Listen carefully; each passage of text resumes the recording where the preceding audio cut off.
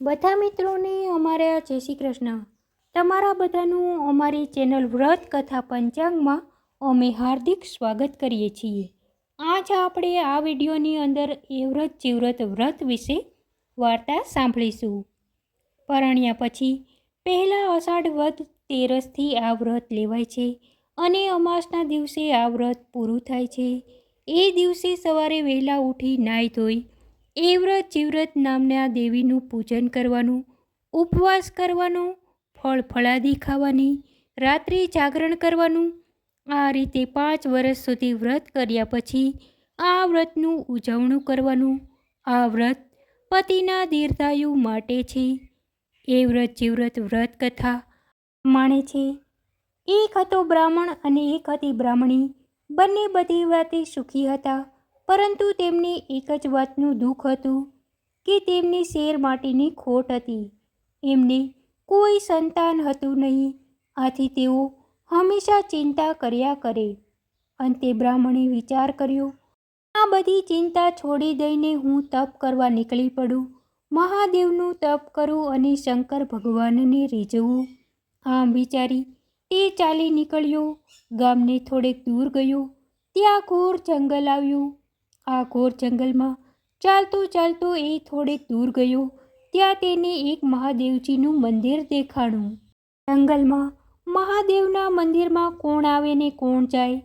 આ મહાદેવનું મંદિર તો અવાવરું હતું. તપ કરવા માટે આ જગ્યા સારી છે તેમ વિચારી બ્રાહ્મણે મંદિરમાં સાફસૂફી કરી અને ભગવાનની પૂજા કરવા બેસી ગયો.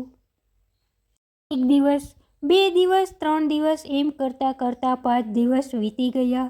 6થો દિવસ પણ વીતી ગયો, પરંતુ મહાદેવજી પ્રસન્ન ના થયા.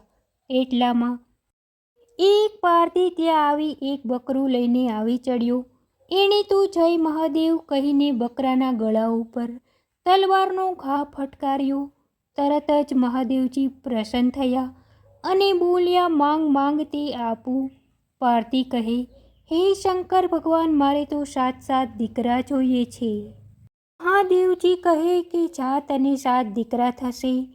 પારધી તો વરદાન લઈને ચાલ્યો ગયો. આ જોઈ બ્રાહ્મણ વિચારમાં પડ્યો કે હું આટલા દિવસથી ભૂખ્યો તરસ્યો તપ કરું છું, છતાં મહાદેવજી પ્રસન્ન થતા નથી. અને આ પારધીએ એક અબોલ જીવનો ભોગ ચડાવ્યો અને મહાદેવજી તરત પ્રસન્ન થઈ ગયા. ભગવાનના ઘરે પણ આવો ઘોર અન્યાય છે. આવો વિચાર કરીને તેણે તો મહાદેવજી સમક્ષ માથું પછાડીને મરી જવાનો નિર્ણય મનમાં કરી લીધો. અને બ્રાહ્મણ જેવો માથું પછાડવા જાય છે તેવા જ મહાદેવજી પ્રગટ થયા અને બોલ્યા, હે બ્રાહ્મણ, તું શા માટે આપઘાત કરે છે? બોલ, તારે શું જોઈએ છે? ત્યારે બ્રાહ્મણે કહ્યું, હે ભગવાન, હું તમારી રોજ સેવા કરું છું અને મારા ઘરે પારણું બંધાતું નથી, અને પેલા પારધીને તમે એક જ ઘડીમાં 7 દીકરા આપી દીધા. શંકર ભગવાન કહે, ભાઈ, ઝાઝા છોકરા હોય પણ કીડા મકોડાની માફક ખદબદતા હોય તો એ શું કામના? જા, હું તને એક દીકરો આપીશ, પણ તું તેને પૂરું ભણાવજે અને પૂરું ભણી લીધા પછી તેને પરણાવજે. એ પહેલાં તેને પરણાવતું નહીં. સારું કહીને બ્રાહ્મણ ઘરે ગયો અને થોડાક જ દિવસોમાં બ્રાહ્મણીને દિવસો રહ્યા. એમ કરતાં 9 માસ પૂરા થયા અને બ્રાહ્મણીએ એક સુંદર રૂપાળા દીકરાને જન્મ આપ્યો. દીકરો તો દિવસે દિવસે મોટો થવા લાગ્યો. અંતે દીકરો 5 વર્ષનો થયો અને તેને નિશાળે મૂક્યો. છોકરો ભણવામાં ભારે હોશિયાર હતો. છોકરો એક વખત વાંચે તો એની આંખો પાઠ મોટી થઈ જાય. એમ કરતાં કરતાં છોકરો 12 વર્ષનો થયો અને ગામે ગામથી તેના માગા આવવા માંડ્યા. છોકરાનો અભ્યાસ હજી પૂરો થયો નહોતો અને મહાદેવજીએ કરેલી શરત બ્રાહ્મણ ભૂલી ગયો. બ્રાહ્મણે તો છોકરાનું સગપણ નક્કી કરી નાખ્યું અને સારું મુહૂર્ત જોઈને લગ્ન લઈ લીધા. અંતે લગ્નનો દિવસ આવી પણ ગયો અને તેઓએ જાન છોડી. છોકરાને પરણાવીને જાન પાછી વળી અને અડધેક આવી. ત્યાં તો આકાશમાં વાદળા ચડી આવ્યા અને વીજળી ચબૂકવા માંડી. જોતામાં મુશળધાર વરસાદ તૂટી પડ્યો અને વરસાદના પાણીમાં બળદ ચાલતા બંધ થઈ ગયા. એટલે આખી જાન નીચે ઉતરીને પગે ચાલવા માંડી. ચાલતા ચાલતા થોડેક દૂર ગયા ત્યાં ઓચિંતા વરના પગમાં સાપ કરડ્યો. ઓ બાપરે, કહી વર તો ધરતી ઉપર ઢળી પડ્યો. બધા તો ઊભા રહી ગયા. વીજળીના ચમકારે જોયું તો એક મોટો કાળો નાગ સડસડાટ કરતો ચાલ્યો જતો દેખાણો. થોડી વારમાં વરનું શરીર લીલુંછમ થઈ ગયું, આંખો ફાટી ગઈ, મોઢામાં ફીણ આવ્યા. વરરાજાનું પ્રાણ પંખીડું ઉડી ગયું. બધાને થયું આ તો ભારે થઈ, જે થવાનું હતું તે થઈ ગયું. આપણે બધા ચાલતા જઈએ, સવારે આવીને શબની વ્યવસ્થા કરીશું. આમ કહી બધા ચાલ્યા ગયા. પણ એકલી કન્યા શબ પાસે રોકાણી. એને ખૂબ સમજાવી, પરંતુ એ એકની બે નહીં થઈ. એ તો પોતાના પતિનું માથું ખોળામાં લઈને રસ્તા વચ્ચે રાતના ઘનઘોર અંધારામાં વરસતા વરસાદમાં ભીંજાતી બેઠી. એને બીક હતી કે કોઈ જંગલી પ્રાણી આવીને મારા પતિને ઉપાડી જશે તો એના જીવની ભારે અવગતિ થશે. બધા ચાલ્યા ગયા. પછી પેલી કન્યાએ પોતાના પતિનું શબ ખંભા ઉપર ઉપાડ્યું અને પડતી આખડતી ચાલવા લાગી. એવામાં વીજળીના ચમકારે નજીકમાં મહાદેવજીનું દેરું જોયું અને દેરામાં એ શબને લઈને ગઈ. શબને અંદર લઈ જઈને અંદરથી સાંકળ ભીડી દીધી. મધરાત થઈ અને એ વ્રતમાં આવ્યા. આવીને બારણું ખોલવા ગયા ત્યાં બારણું અંદરથી બંધ. એટલે માતાજી બોલ્યા, મારા દેરામાં કોણ છે? મારા દેરામાં કોણ છે? જે હોય તે કમાડ ખોલો. આ સાંભળી વહુ બિચારી ધ્રુજી ઉઠી. એણે બીતા બીતા બારણું ઉગાડ્યું. એ વ્રતમાએ વહુને જોતાં જ પૂછ્યું, કોણ છે તું? વહુએ કહ્યું, હું એક દુખિયારી સ્ત્રી છું. દુઃખની મારી આપને આશરે આવી છું. પરણીને અમે આવતા હતા ત્યાં રસ્તામાં મારા સ્વામીને સાપ કરડ્યો. માતાજી, મારા સ્વામીને જીવતા કરો. ત્યારે માતાજીએ કહ્યું કે તું મારું કહ્યું માને તો હું તારા સ્વામીને જીવતો કર્યો. ત્યારે વહુએ કહ્યું, હા, તમે જે કહેશો તે કરીશ. આમ જ સબે એક પડખું ભર્યું. થોડી વાર થઈ ત્યાં જીવ્રતમાં આવ્યા. એમણે પણ એમ જ કહ્યું અને વહુએ કહ્યું, તમે જેમ કહેશો તેમ કરીશ. એમ કહ્યું એટલે સબે બીજું પડખું ફેરવ્યું. થોડી વાર થઈ ત્યાં જયામાં આવ્યા. એમણે પણ વહુને એવું જ કહ્યું. એ હા કહેતા જ સબના શ્વાસ ચાલતા થયા અને છેલ્લે પહોરે વિજયામાં આવ્યા. એમણે પણ એ પ્રમાણે કહ્યું અને તેના કહ્યા પ્રમાણે વહુએ વર્તવાનું કહ્યું. એટલે વિજયા માતાજીએ અમૃતનો ખોબો ભરીને સબ ઉપર છાંટ્યો. એટલે આળસ મરડીને વરરાજા ઊભા થયા. વહુનો તો હરખનો પાર ન રહ્યો. તે તો ગાંડી ઘેલી બની ગઈ. વર કહે, આપણે અહીં ક્યાંથી આવી ચડ્યા? એટલે વહુએ માંડીને બધી વાત કરી. પછી વર કહે, મને તો તરસ પણ લાગી છે અને ભૂખ પણ લાગી છે. એટલે મંદિરની વાડીમાંથી વહુ ફળ લઈ આવી અને મંદિરના કૂવામાંથી પાણી લઈ આવી. વર વહુએ ફળ ફૂલ ખાધા, પછી ધરાઈને પાણી પીધું. વર અને વહુ મંદિરના ઓટલે બેઠા છે. બેઠા બેઠા વાતો કરે છે. ત્યાં ગામનો ગોવાળ ભેંસો અને ગાયો લઈને ચારવા નીકળ્યો.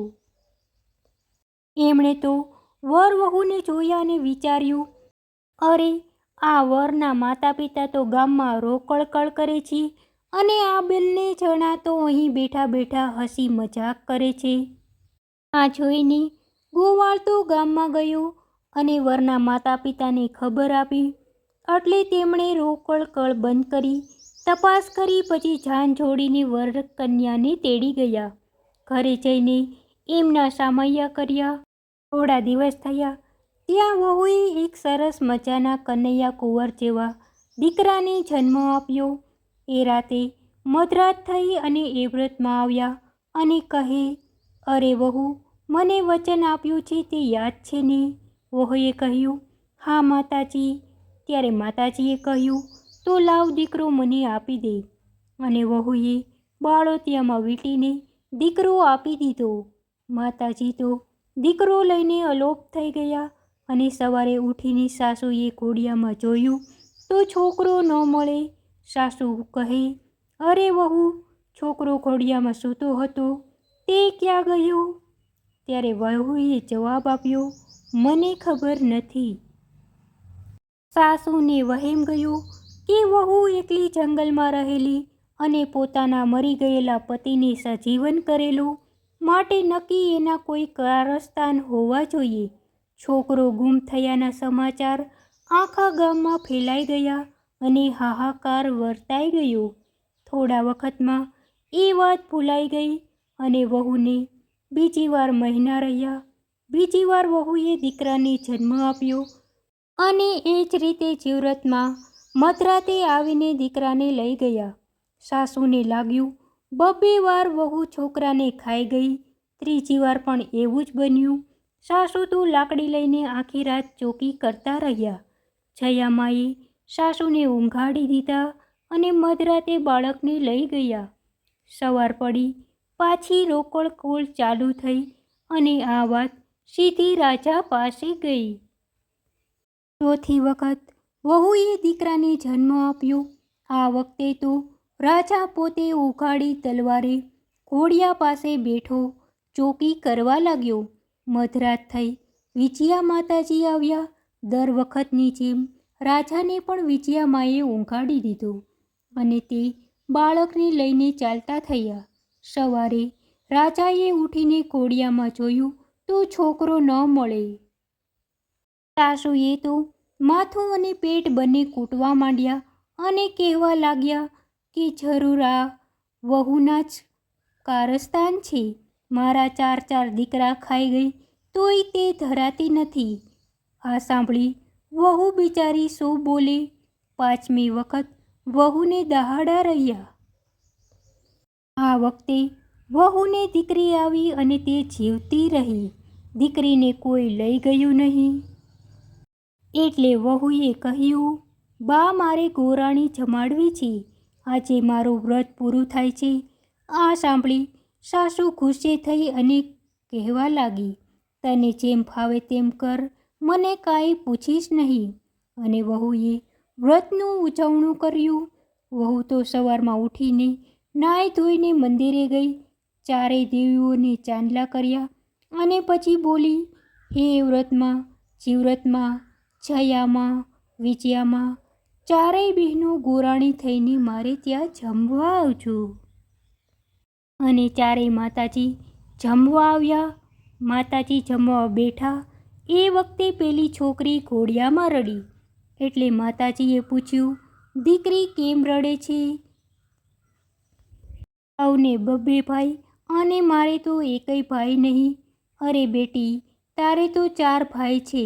જો આ રહ્યા. એમ કહી 4 માતાજીએ એક ભાઈ પાછો આપ્યો. 4 માતાજી 4 દીકરા આપીને પાછા ગયા અને વહુને 4 દીકરા પાછા મળ્યા. વહુએ સાસુને સસરાને પોતાના પતિને માંડીને વાત કરી કે પોતાના પતિને બચાવવા માટે પોતે 4 દીકરાનો ભોગ આપ્યો હતો અને એ 4 દીકરા આજે પાછા મળ્યા છે.